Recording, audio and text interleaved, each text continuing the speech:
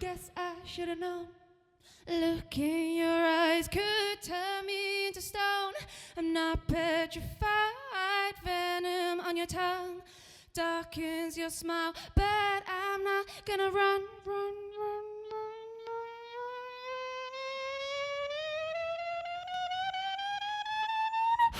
Medusa.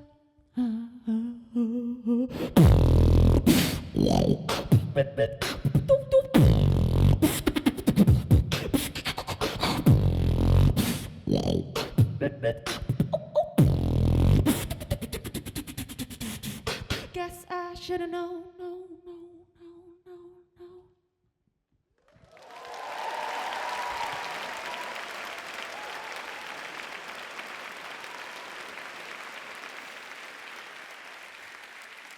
Thank you.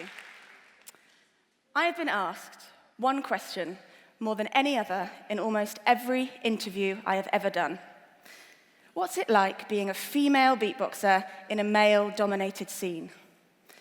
Even though I've been asked this question so many times over the past 8 years, I still never know how to respond. I always want to come up with some sort of profound, political, inspiring response, but I never can. Because in all honesty, I've never really experienced anything that bad. A couple of years ago, I developed a one-woman show called Blind with a theatre company called the Paper Birds. And the director, Gemma McDonnell, asked me that very same question in the rehearsal process. How does it feel to be a female beatboxer? Has it been difficult? Have you been treated differently? And again, my response was, no, not really. Because it's always been my natural inclination to dismiss the narrative of being a poor, struggling girl in a male-dominated world. I grew up with 2 older brothers, and when I was 11 years old, I was the only girl on the boys' rugby team. There wasn't a girls' team. I never complained that there wasn't a girls' team, I just sort of got on with it and joined in with the guys. So I guess when it came to beatboxing and being surrounded by guys and competing against guys, it never really entered my head that I might be treated differently. Gemma then asked me to come up with a mashup of songs based on the hip-hop music that I grew up listening to, particularly listening out for the misogynistic lyrics. She then grabbed a bunch of YouTube comments off my own videos, and I would like to share with you today the scene that we created in that show. And this is the most exciting bit, because I get to use a TED clicker. Oh, that feels good.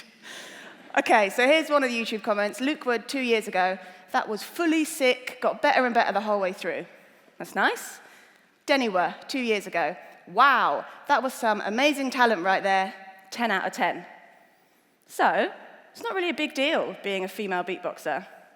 Generally, people are really nice to me. Generally.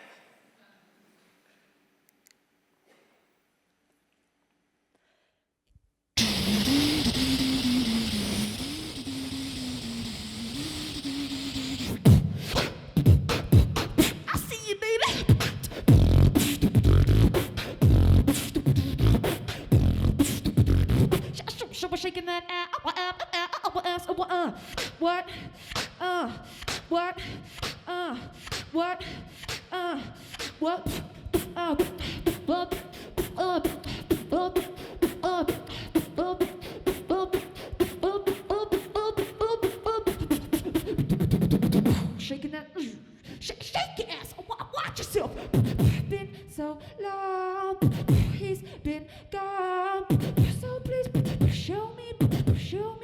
show me, move, bitch, get out the point, bitch, bitch, I know you want it, hey,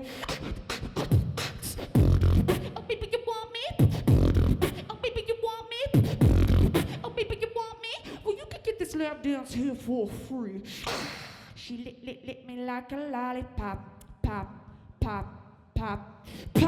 that pussy, pop that pussy, pop that pussy, pop that pussy, pop that pussy, pop that pussy, pop that pussy, pop that pussy, pop that pussy, pop that pussy, baby.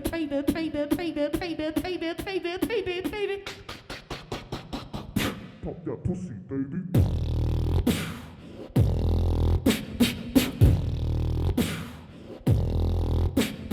Wait till you see my dick, bitch. Wait till you see my dick. Wait till you see my dick, bitch. Wait till you see my dick. You fine, but I ain't gonna sweat ya. See, I wanna fuck. Tell me what's up. Walk around your club with your thumb in your mouth. Put my dick in, take your thumb out. There might be a little kosher to deal with. Wet, fat hoes, they don't spill shit. I keep a hole hot when I'm putting in work. You wanna skeet, you got to get your feelings hurt. Cause I'll beat that cat with a dog. And knock the walls off a roll till you scroll like, yeah, something like that, but it depends on the swing of the baseball bat. Fuck a bitch on the counter, make a place fall back. On the floor, she ain't screaming, she a nut, so they crack. Fuck that bend over, I'ma give you a smack. Fuck that bend over, I'ma give you a smack. Fuck that bend over, I'ma give you a smack. So what you gonna do, you freak bitch? You're acting like you don't do dicks. That's the kind of bitch that I hate fucking with.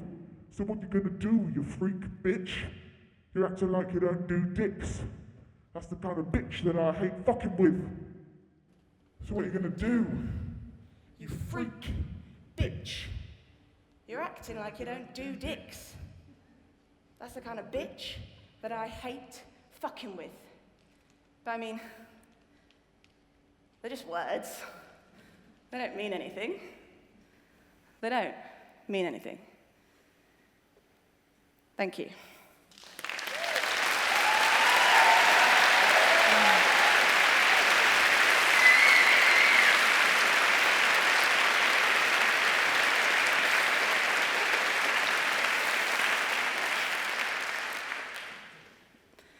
Creating this scene in the show made something very clear to me. It wasn't until I sat down and quietly read the lyrics that I realized how nasty they were. It wasn't until I saw the YouTube comments, one after the other, that they started to feel like a relentless onslaught. That's when it really started to sink in. This was pretty sexist stuff. And I knew hip-hop lyrics could be misogynistic, and I knew the internet was full of trolls. We all just sort of accept that as fact. But that is the problem. Sexism is so ingrained in our culture and our way of being, we sort of just accept it and we don't often challenge it. It's not as plainly obvious as a smack on the ass in the office. It's in the subtleties. It's masked behind a sick beat. We're too busy dancing to, we're not listening to the lyrics. It's in our pay gaps. It's in our music festival lineups. It's people talking behind our backs. And sometimes it takes information being presented in this way for us to truly see it. Now, I am used to stupid, sexist YouTube comments, and I have a thick enough skin and enough of a sense of humor to say that they genuinely do make me laugh. But I had some YouTube comments recently on my videos that didn't make me laugh at all. In fact, they shocked and upset me for the first time in 10 years. And that's because it turns out I knew the person who was posting them. Suddenly, it all felt a little bit too close to home, a little too personal, and I couldn't laugh it off this time. To set the context, in 2015, me and another female beatboxer called Bellatrix made history. We were the first female team in the world to enter and compete in a beatbox championship, and the first to win 2 years in a row. Thank you.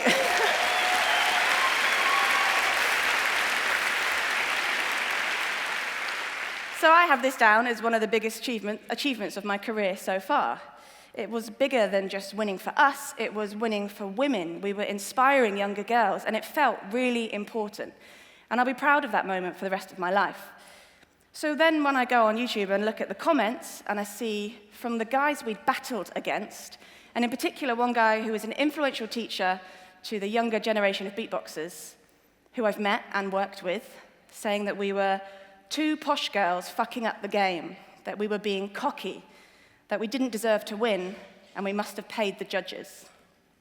I felt initially furious, and then ultimately crushed. We worked our asses off for hours, for days, for weeks leading up to that competition, and we beat the boys fair and square. It just felt so unfair, and I was sure it was because we were girls, and they didn't like that we won. But for me, the saddest thing, and this really shows how we internalize sexism and misogyny, is that even after winning a UK championship title, there was still a little voice in my head that kept saying, well, maybe we did only win because we were girls. Maybe we didn't deserve it.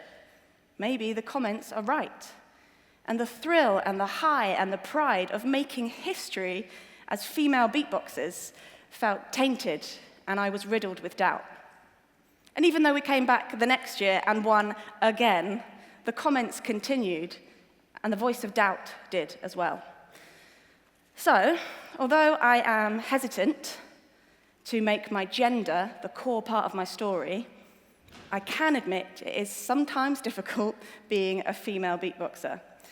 And what I can also understand more clearly is that the sexism and misogyny is very dangerous to dismiss, because it does exist. And if we as women don't recognize it, then we are giving others the permission to not acknowledge it too. And that certainly has consequences. Thank you very much.